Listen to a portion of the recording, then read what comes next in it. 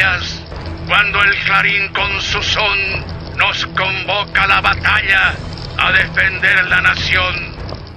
El Fortín Boquerón había sido ocupado por el ejército boliviano en julio de 1932, dándose comienzo a la Guerra del Chaco, cuando Paraguay intentó su reconquista.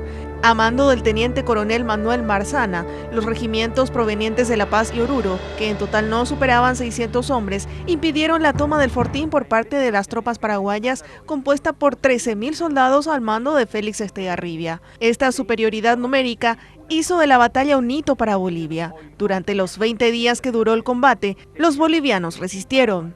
Aún así, el 29 de septiembre, ya agotados todos sus recursos, debieron alzar banderas en señal de rendición, luego de perder 200 hombres, frente a 6.000 bajas en filas paraguayas.